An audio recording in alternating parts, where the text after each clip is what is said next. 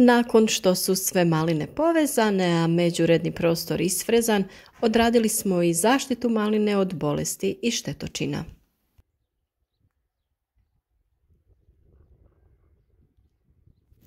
Malina je dobro prezimila i mlade grane su počele da rastu iz pupova.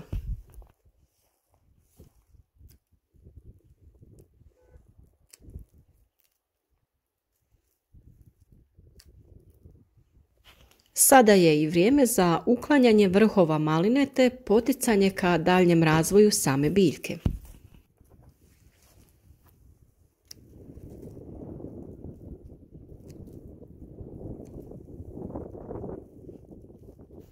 Vrhove nismo skraćivali sve do otvaranja pupova, a sada kada je vegetacija krenula, nema potrebe da čekamo sa tom radnjom.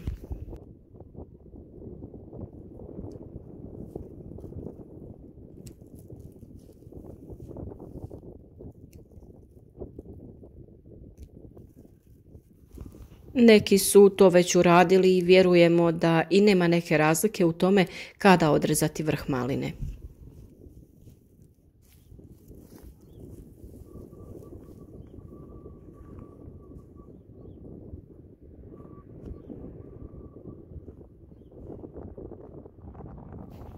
Razlog zbog kojeg je jako bitno da se to uradi je da bi se spriječio intenzivni razvoj vrha maline na štetu donjeg dijela.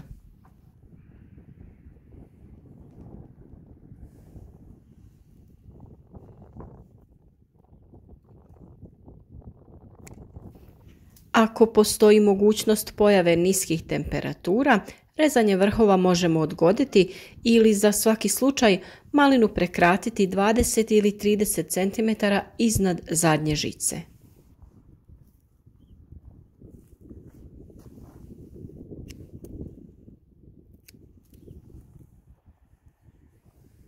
U slučaju da dođe do izmrzavanja vrha, moći će se prekratiti oštećeni dio.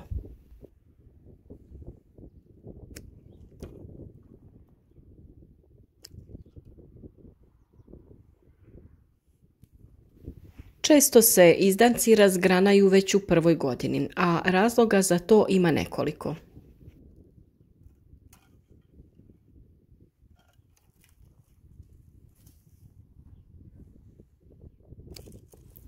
U slučaju da se ošteti vrh maline, ona će se razgranati već u prvoj godini. Pored toga, ako je malina napadnuta nekim insektom ili je bolesna, također će težiti ka grananju.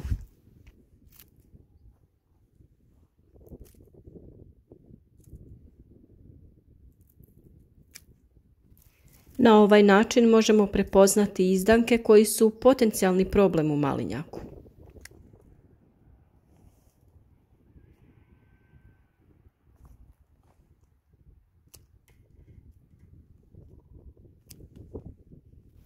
U slučaju da se neki izdanak razgranao, potrebno ga je odrezati i ukloniti sa plantaže.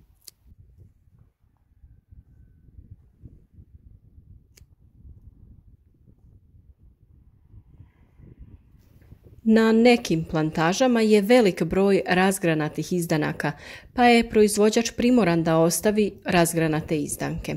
U takvim situacijama glavnu stabljiku ćemo ostaviti i zavezati, a grane ćemo skratiti na 2 pupa. Iz tih pupova će se razviti rodne grane koje će nam dati urod.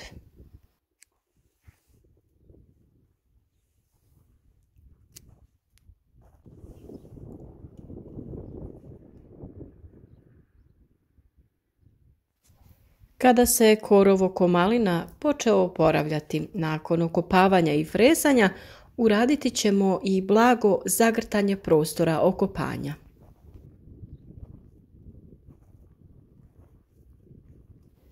Na ovaj način ćemo ugušiti tek krenuli korov i na taj način spriječiti njegov rast.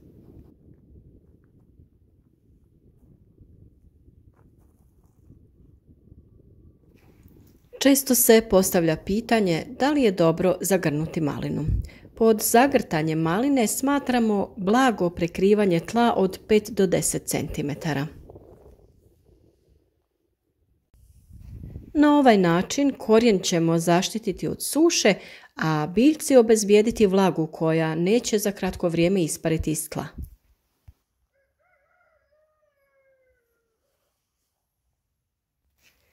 Ovo trebamo uraditi jer čestim okopavanjem skidamo taj površinski sloj tla i korijen maline završi na površini ili u blizini površine tla.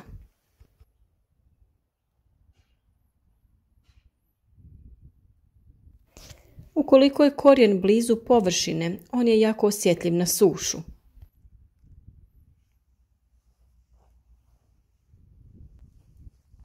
A ovu radnju treba izbjegavati na parcelama koje su na nizinskom položaju gdje bi višak vlage mogao stvarati probleme. U odsjeditim predjelima je manjak vlage velik problem i moramo pripaziti da uslijed nedostatka vode biljka ne doživi šok. Upravo zato ćemo kroz sistem za navodnjavanje pustiti određenu količinu vode.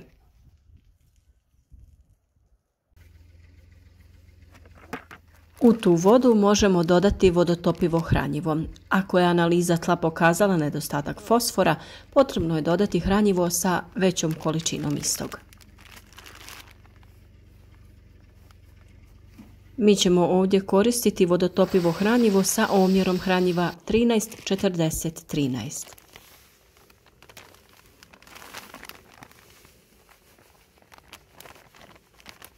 Za one koji ne znaju, ova 3 broja predstavljaju 3 najbitnije tvari potrebne za ishranu biljaka.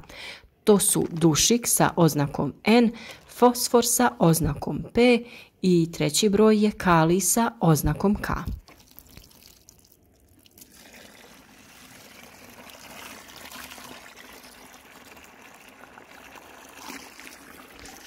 Svaka od ovih tvari je biljci bitna, a za razvoj korijenovog sistema je najbitniji fosfor.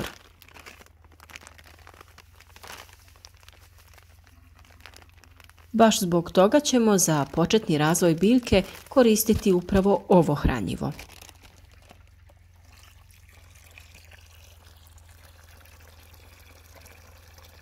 Na 1000 litara vode dodati ćemo 1 do 2 kg vodotopivog hranjiva.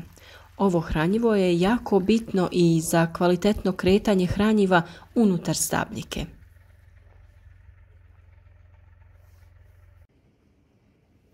Zdravi i razvijen korijen biljke daje velike šanse da biljka iznese veću količinu uroda, a naročito kada su godine sušne.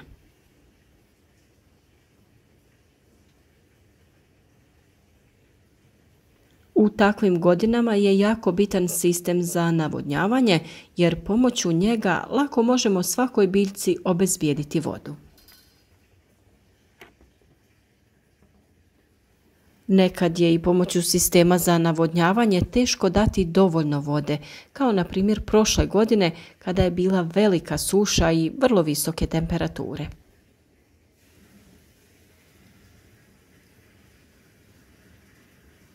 Ovakav sistem može se koristiti kod ravnih ili blago nagnutih parcela.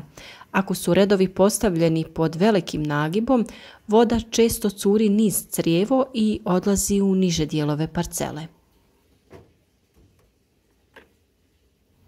To možemo spriječiti postavljanjem specijalnog crijeva koje je namijenjeno za veće nagibe.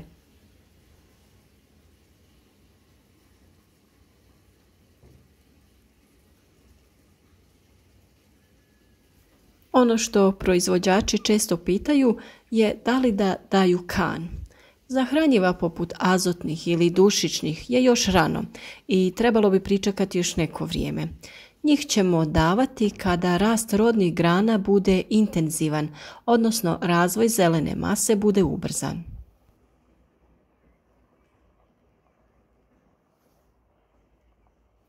Ono što je sada bitno je da prvo pripremimo korijenov sistem da lakše usvoji svo ostalo hranjivo.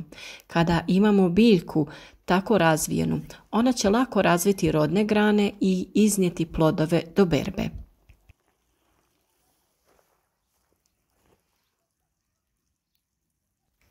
Da bi spriječili oštećenja biljaka i stres koje mogu doživjeti uslijed nižih temperatura, možemo biljke poprskati preko pupova koji su se već počeli otvarati. Za ovo ćemo koristiti mješavinu hranjiva pod imenom Trainer i Skudo.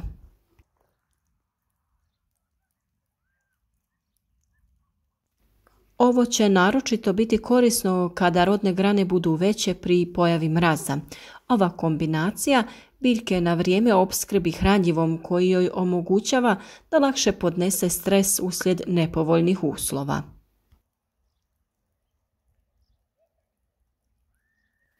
Na ove ćemo korake u proizvodnji maline obratiti pažnju, a naročito na zaštitu maline od bolesti i štetnika.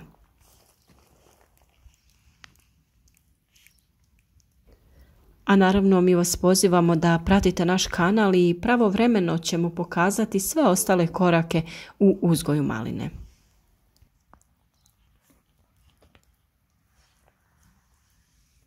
A kao i uvijek za sva pitanja stojimo vam na raspolaganju.